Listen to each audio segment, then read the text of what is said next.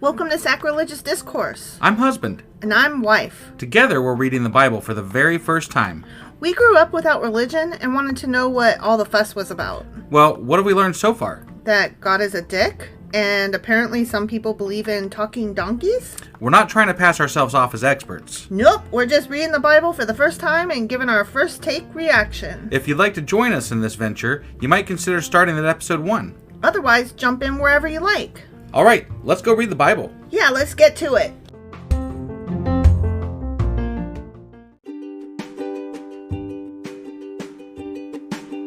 Hey wife, did you know that Anchor is sponsoring our show? Really? Don't we use Anchor to distribute our podcast on Spotify and Apple Podcasts? Yeah, and we are on just about every other platform available as well, thanks to them.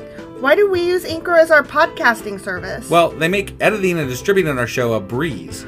What if one of our listeners wants to start their own podcast? Then they should head over to anchor.fm or download the app to get started. Awesome! You guys should go do that right now! Husband! Wife! Do you remember what happened yesterday? Absalom got caught up in a tree and then stabbed. Yes! Okay. And then they sent some poor Ethiopian guy to go deliver the news to David. And then David was like crying over it. Well, but the reason that they sent some poor Ethiopian guy was because David has a chopping off guys' heads propensity toward chopping off the deliverer of bad news, and right. So they were like, better some poor Ethiopian right. than. But he didn't get his head chopped off yet. He didn't yet. We don't know for sure that he's not going to get his head chopped off for sure. To be fair, they only delivered the news that Absalom died, not how he died. Not the fact that he got tangled by his hair and then we stabbed him 1,000 times. Not just stabbed him, but Joab stabbed him. Right. He got revenge for his barley. Yeah. So that happened. Okay. All right. So that was 2 Samuel chapter 18. Mm-hmm. And today we're getting into 2 Samuel chapter 19. All right. Let's go do this. Okie dokie.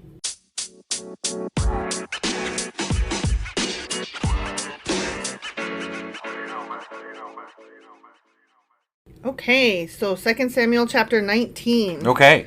And I have a headline that's not very spoilery, like, in any way whatsoever, so do you want me to read it? Yeah, go for it, I guess. David returns to Jerusalem. So, but that is kind of, okay, it's not spoilery because they already beat him. So, obviously he's going to return to Jerusalem. Yeah. How is that spoilery? I don't know. He goes home. Maybe somebody took up the mantle for Absalom and then they kept fighting. That could still happen. I haven't read ahead. Right. I just know he goes there. Yeah. I just feel like that's not spoilery. That's just in today's geography. Right. Okay, so word soon reached Joab that the king was weeping and mourning for Absalom. I wonder if he was pulling out his hair and renting his clothes. Right, and putting dirt on his face. Well, that's what you do when somebody that you care about dies, right? Although David wasn't doing it the last time when somebody died. That one guy was, but not David. What are you talking about? What guy? I don't remember. It was the guy he sent back to Jerusalem because he's like, we can't use you, man. You're useless. I don't remember that. Oh, well, he was one of the people that he sent back to spy on Absalom. Oh, yeah. Okay. I remember that now. Yeah. Oh, well. Yeah. But, this is his son. Right. No, I know. He should definitely be crying, rolling in the dirt and tearing his clothes and all kinds of shit. Yeah. I cry when I don't get a phone call from my son. So, right. I roll around in the dirt and tear my clothes and scream and wail. Right. As all the people heard of the king's deep grief for his son, the joy of that day's victory was turned into deep sadness. Womp womp. Yeah, yay, we won, but, the king's son. Ooh. Yeah, but it's not like they couldn't have stopped it. I know, it's true. I'm just saying, they even attempted to kind of stop it. Mm-hmm. Like, the one guy was like, I'm not doing it. Yeah, but then Joab was like, nah, man, nah. Right. This guy burnt my fucking barley field. Yeah. They crept back into town that day as though they were ashamed and had deserted in battle. They crept back into town because they're worried that David's going to fucking murder them. Behead them left and right. Yeah. The king covered his face with his hands and kept on crying, "Oh, my son Absalom! Oh, Absalom, my son, my son!" That's some serious crying he's doing there. He's crying. Then Joab went to the king's room and said to him, "We saved your fucking life today, and the lives of your sons, your daughters, your wives, and your raped concubines." I added the word raped. Got it, yeah. They were. Right. Yet you act like this, making us feel ashamed of ourselves, you asshole. Well, he did ask you to spare Absalom. I'm just saying. Yeah, he did. He did. That was like his one thing that he said. The only thing he said was, go easy on him, yo. Right. I mean, he's an asshole. He's trying to kill me and steal my throne, but he stole my son. Right. And you guys definitely did not go easy on him. Right. So, I mean, if I was Joab, I'd be, like, quiet. Right. You know, I wouldn't be like... I wouldn't be confronting him like, get over it, Get dude. your shit together. You seem to love those who hate you and hate those who love you. Wow, that's very critical. That's harsh. Yeah. And... whether it's true or not is kind of irrelevant. Right. He literally just lost his son. Can you not? I feel like Joab is a little, like, he's feeling his oats. He's feeling here. his oats. Yeah. Yeah. He's a little bit, he's being uppity. Yeah. He needs to calm his own tits. Yeah. It seems that as if Absalom had lived and all of us had died, you would be pleased. I don't get that sense. I think he'd be equally upset. He's just upset that his fucking son died. I think that if you guys all died and his son lived, he would be just as upset. I feel like he was in a no-win situation. He's going to cry no matter what because he didn't want either his son or his people to die. Right. But at the end of the day, he did send his people out to take Absalom. So, I mean... Right. He can't be mad exactly. Right. But, well, he doesn't quite know exactly what happened either. So. He knows that he was killed in battle. Right. So... Right. But he doesn't know he was dangling by his fucking hair and Joab stabbed him, though. But I'm just saying, like, somebody was going to die, and it was either going to be all of his men or Absalom. And either way, David was going to be very upset. But not at that point. Like, at that point, he could have saved... his men would have been fine, and he could have saved Absalom. I guess. I don't know. Because they were already routing the Israelites at that point. I guess. It just feels to me like Joab needs to shut the fuck up.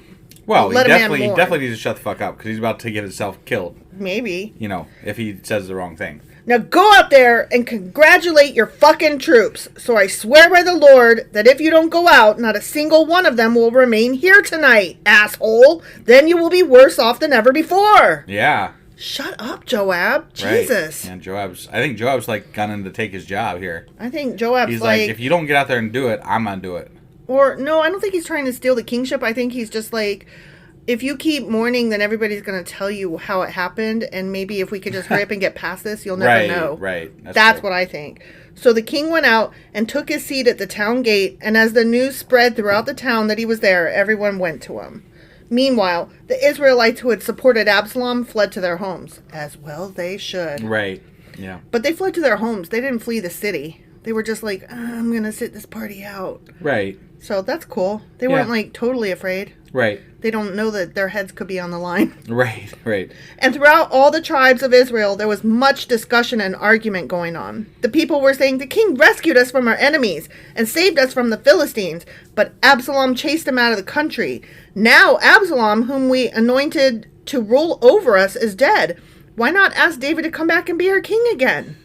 I think he just kind of just took over. He's still your king. Right, but they're saying that we anointed this guy and, you know, removed David as our king, so now maybe we should re-anoint David. Okay, this is like if the South is like, you know, in America is like, whoa, we totally fucking lost, and now the North is back again, and why don't we make them be our president? No, right, you don't have a choice. You don't have a choice. You lost. Right. You fucking lost. Yeah. The winner is the winner, and the winner rules. The end. That's the way that goes. Sucks to be you, I guess, but, you know, you don't get to be like, you won. I wonder if I should make you my leader. Right. The fact that he won makes him your leader. Right. I mean, I don't know. Am I crazy? Am I getting it wrong? No, I think that's correct. Okay. Yeah. Then King David sent Zadok and Abiathar, the priests, to say to the elders of Judah, why are you the last ones to welcome the king back into his palace? For I have heard that all Israel is ready. You are my relatives, my own tribe, my own flesh and blood. So why are you the last fucking ones to welcome back the goddamn king? Weren't they the ones that were working for Absalom or something? I thought that they were working for David as spies. Oh, that could be, yeah.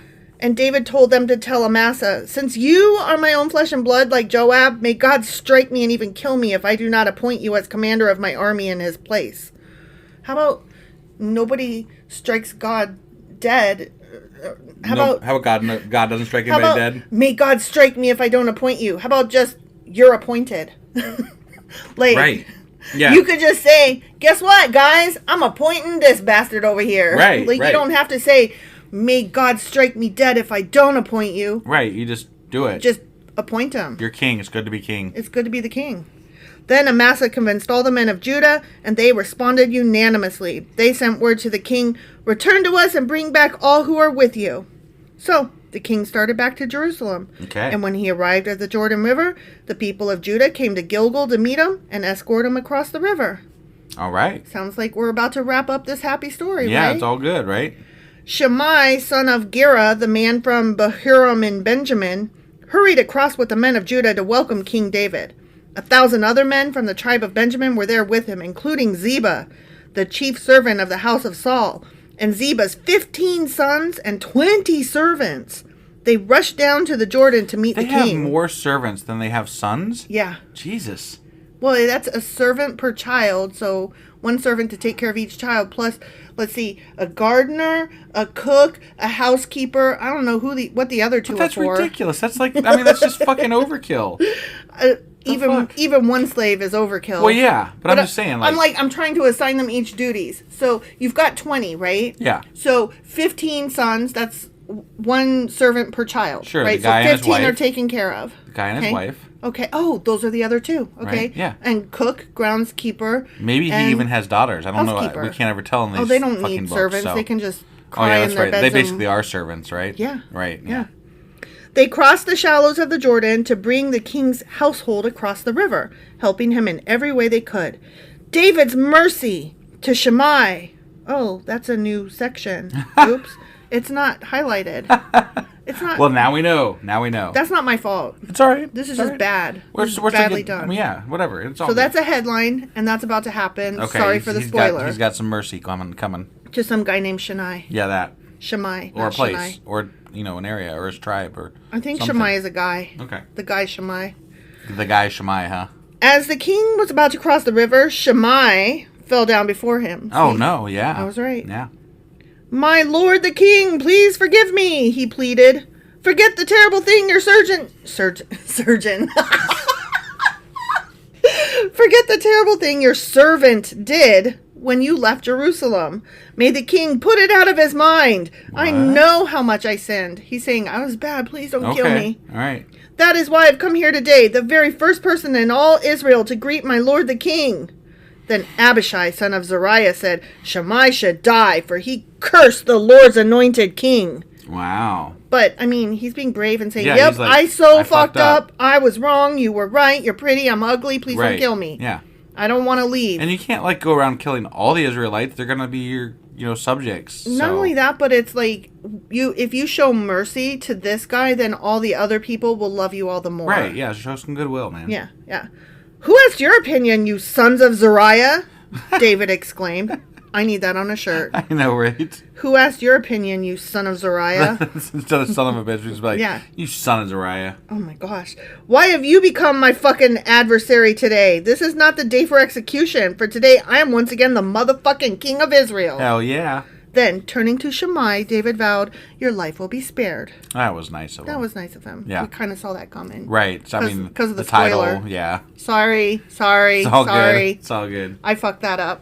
That was all me, my lord, my king. I apologize for reading the headline. Can I still live here? Yes, Can you may. Can I still cook dinners for you and be Yeah. your wife? Of course. Whatever. We order out as often as we cook dinner. Yeah. Just kidding. Now Mephibosheth. That is so hard to say. Yeah. Say it. Mephibosheth. Mephibosheth. Mephibosheth. Mephibosheth. Mephibosheth. Sheth. Sheth. Mephibosheth. Mephibosheth. It's hard, right? It is. Do you want this job now? No. Okay, I was just checking. Yeah. So I still have this job. You still have that job. Because it's hard. It's hard work. Wife keeps her job. Headline. Husband shows mercy. Now Mephibosheth, Saul's grandson, came down from Jerusalem to meet the king. He had not cared for his feet, trimmed his beard, or washed his clothes since the day the king left Jerusalem. Why didn't you come with me, Mephibosheth? The king asked him. Mephibosheth replied, My lord the king, my servant Ziba deceived me. I told him, saddle my donkey so I can go with the king. For as you know, I am crippled. Ziba has slandered me by saying that I refused to come. Oh, I remember that. But I know that my lord the king is like an angel of God, so do what you think is best. All my relatives and I could expect only death from you, my lord, but instead you have honored me by allowing me to eat at your own table. What more can I ask? Yeah. He's saying, he's like, it's up to you, man. Right. You know the deal. You know who I am. Right. I owe you everything. I wouldn't betray you. Ziba was a dick. Right. You've said enough, David replied. I've decided that you and Ziba will divide your land equally between you. Give him all of it, Mephibosheth said. I'm content just to have you safely back again, my lord the king. Yeah. He's like, I'm not taking anything that's above and beyond what I'm allowed to live. Right. I don't ever want it said. Yeah. Barzillai of Gilead had come down from Rogelim to escort the king across the Jordan. He was very old, 80 years of age, and very wealthy. He was the one who had provided food for the king during his stay in Mahanaim. Okay. Mahanaim. I like that better. Come across with me and live in Jerusalem, the king said to Barzillai. I will take care of you there. No, he replied. I am far too old to go with the king to Jerusalem. I'm 80 fucking years old today. Yeah. And I can no longer enjoy anything. Plus he's rich. He's got, everything. So. I hope when I'm 80 that I'm not beyond enjoying anything. Right. I will always like stickers and glitter and Sharpies, even when I'm 80, I hope. Right. Food and wine are no longer tasty, and I cannot hear the singers as they sing. I would only be a burden to my lord the king. He just needs to go swimming, maybe. Maybe, yeah. Or go ride a horse. You can still ride a horse when you're 80. Right. Not that I like horse riding. I don't like horses. Right. But, I don't wish harm on them. Right. Or people who ride them, whatever. Yeah. Just go across the fucking Jordan River with the king is all the honor I need. Then let me return again to die to my own town, where my father and mother are buried. He's a grouchy, cranky old man. Sounds like it, yeah. But here is your servant, my son Kinnam. Let him go with the lord the king, and receive whatever you want to give him. Right. Good, the king agreed. Yeah. Kinnam will go with me, and I will help him in any way you would like, and I will do for you anything you want. I mean, I'll take a massage because I'm fucking old. Maybe you could have a woman sit on me and hump me because I ain't fucking her. Jesus. I don't know. I'm old. I'm an old man. What do I want? I don't like nothing. Right. He doesn't like nothing. So. I don't like nothing. Yeah. So all the people crossed the Jordan with the king. After David had blessed Barzillai and kissed him, Barzillai returned to his own home.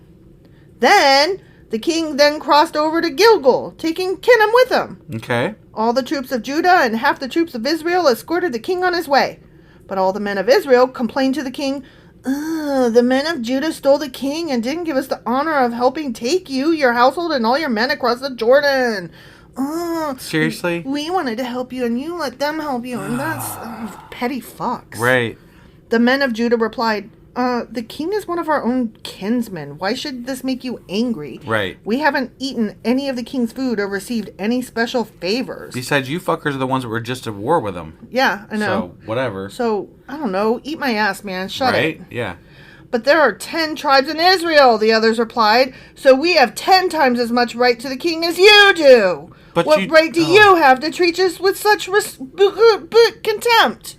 I hate these people sometimes. These people are fickle fucks. They're like, we hated you yesterday, but today, why the fuck didn't you give us all the glory, goddammit? We want to love you. Why won't you let us love? We're going to kill you. Right. We're going to kill you since you didn't let us love you. What? This is where incels are related, okay? These people are just weird. They are weird. Weren't we the first to speak of bringing him back to be our king again? Yes, after you fucking rejected him, assholes! Right? Oh my god! The argument continued back and forth, and the men of Judah spoke even more harshly than the men of Israel. It's already fucking done. It's done. They already did it. It's already What does it fucking matter at this point? I don't know. What do they want? But it's done. It's over. The end of that chapter. They want a fucking blood sacrifice from the tribe of Judah or something, or what? They want another war. These guys are not happy unless they're warring. Even amongst each other. Just stop fucking fighting, guys. Just stop. Just calm down for 2 seconds and enjoy your fucking wine. Right. And your bread. I don't think the king wants to hear you bitching about not being able to carry his shit. He's gonna be like, fuck off, man. He's like, He's the anti-Oprah, and you carry my shit, and you carry my shit, and you carry my shit, and you clean my shit. You know what? If I was David, I'd be like, you know what? You're right. You didn't get to help. Take that shit, pull it back across the river, and then bring it back across, okay? Yeah. And you guys get to share in the glory. Everybody's happy. Right. Whatever. All's good, okay? No heads get And then I don't want to hear another fucking word about it. I mean, isn't that what you tell your kid? You keep arguing, I'm going to make you go back up the stairs and walk down again without stomping. Right. Like, oh, remember when our kid was like 4 or 5 and used to slam doors, and so we would make him go open and shut the door 10 times without slamming it. Yeah. Oh, he used to hate that shit. Yeah, he did. He used to hate it. Yep. You don't slam doors in my house. No. You got practice if that's the way you're gonna do it. Right. That's what he needs to do. He needs to make him go open and close the door 10 times. Yeah. Nicely and quietly without slamming it. I mean, seriously, I would have him take all my shit, go back across the river, and then bring it back across the river. There you go. Yeah. It helped. Done. Great. Now get over it and move on. And shut the fuck up. We got plenty of other shit to argue about. There's still some loose, I don't know, Philistines and Canaanites and what the fuck ever. Yeah. Go fight them. Go fight the bad guys. And we'll probably be at war again in another year or two, because that's just what we do. Right. Do we have to start today, though? Right. Can we just skip a week or two? Just a week. I mean, I'm still mourning my son. Yeah. You know? Like, cut me some slack here, guys. That you guys made king, assholes. Right? Yeah. Yeah, he's dead because of you fuckers. So. I mean, honestly. Yeah. So, yeah, that was 2 Samuel chapter 19. And then tomorrow we're going to be doing 2 Samuel chapter 20. All right. We'll see you guys then. Boy.